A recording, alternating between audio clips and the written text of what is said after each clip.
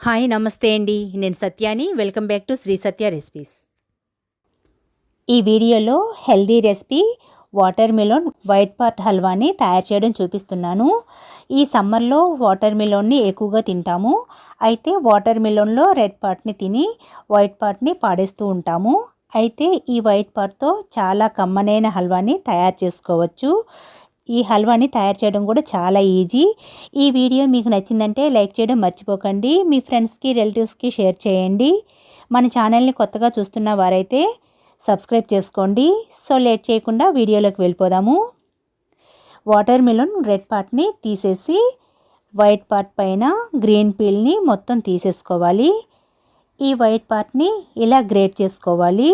ఇలా మొత్తం అన్ని పీసెస్ని గ్రేట్ చేసుకోవాలి. ఇలా గ్రేట్ చేసుకున్న వైట్ పార్ట్ని పక్కన పెట్టుకోవాలి. స్టవ్ పై గిన్నెలో 1/2 కప్పు వరకు బెల్లం వేసి కొద్దిగా వాటర్ వేసి బెల్లాన్ని కరిగించుకోవాలి. దీని ప్లేస్లో పంచదారనైనా వేసుకోవచ్చు. కానీ నేను కొద్దిగా హెల్తీగా చేద్దాం అనుకుంటున్నాను కాబట్టి బెల్లంతోనే చేస్తున్నాను. బెల్లం పాకం పట్టనవసరం లేదు. ఇలా బెల్లం కరిగిపోయిన తర్వాత దీన్ని పక్కన పెట్టి స్టవ్ పై ప్యాన్లో 2 టేబుల్ స్పూన్స్ వరకు నెయ్యిని వేసి జీడిపప్పు కట్ చేసిన బాదం పప్పును వేసి హీట్ని లో ఫ్లేమ్లో పెట్టుకొని వేయించుకోవాలి. ఇలా వేగిన తర్వాత వీటిని తీసేసి అదే నెయ్యిలో వాటర్ మిలన్ గ్రెయిన్ని వేసుకోవాలి. ఇది 2 కప్స్ వరకు అయ్యింది. అందుకోసం బెల్లం కూడా 1/2 కప్పు వేశాను.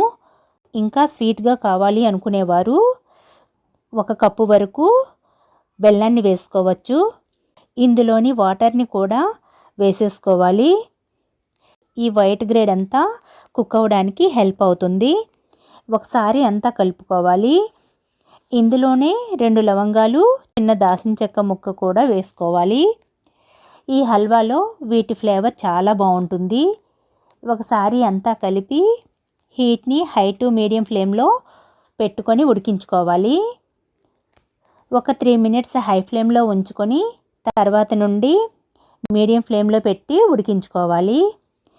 మూత పెట్టి ఉడకనివ్వాలి. మూత తీసి ఒకసారి కలుపుకోవాలి. ఇందులో ఎటువంటి ఫుడ్ కలర్స్ వేయనవసరం లేదు. మూత పెట్టి ఉడికించుకోవాలి. ఇందులో వాటర్ కంటెంట్ 80% వరకు అయిపోవాలి. ఇది కూడా 80% వరకు ఉడికిపోయింది. ఇందులో కరిగించుకున్న బెల్లం వాటర్ని వేసుకోవాలి. ఈ బెల్లం బాగానే ఉంది కాబట్టి డైరెక్ట్గా వేసేస్తున్నాను. లేకపోతే వడపోసుకోవాలి. బెల్లం వాటర్ వేసిన తర్వాత ఈ గ్రేడ్లోంచి కూడా కొద్దిగా వాటర్ దిగుతుంది. మూత పెట్టి 3 మినిట్స్ ఉడకనివ్వాలి. మూత తీస్తున్నాను. ఇలా కొద్దిగా లూజ్గా ఉన్నప్పుడు ఇందులో కొద్దిగా యాలకుల పౌడర్ వేసుకోవాలి.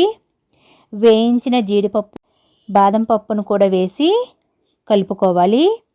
ఇలా కొద్దిగా లూజ్గా ఉన్నప్పుడే 2 టేబుల్ స్పూన్ వరకు నెయ్యిని వేసి స్టవ్ను ఆపేసుకోవాలి. ఇది చల్లారిన తర్వాత ఇంకొద్దిగా దగ్గరగా అవుతుంది. ఇంతే, ఇలా చాలా హెల్తీగా water melon white grade halwa ready అయిపోయింది. ఇలా మనం పుచ్చకాయ తిన్న తర్వాత వైట్ పార్ట్ని పాడేయకుండా ఇలా చాలా హెల్తీగా, టేస్టీగా, చాలా ఈజీగా కూడా ఈ హల్వాని తయారు చేసుకోవచ్చు. ఈ హల్వా మా ఇంట్లో వాళ్ళందరికీ చాలా బాగా నచ్చిందండి. ఈ విధంగా తప్పకుండా మీరు ట్రై చేసి చూడండి. మీరు ఇలా ట్రై చేస్తే ఈ హల్వా ఎలా వచ్చిందో కామెంట్స్ తెలియచేయండి. ఈ వీడియో మీకు నచ్చిందంటే లైక్ చేయడం మర్చిపోకండి. మీ ఫ్రెండ్స్కి రిలేటివ్స్కి షేర్ చేయండి. మన ఛానల్ని కొత్తగా చూస్తున్న వారైతే సబ్స్క్రైబ్ చేసుకోండి. Thanks for watching Shri Satya recipes.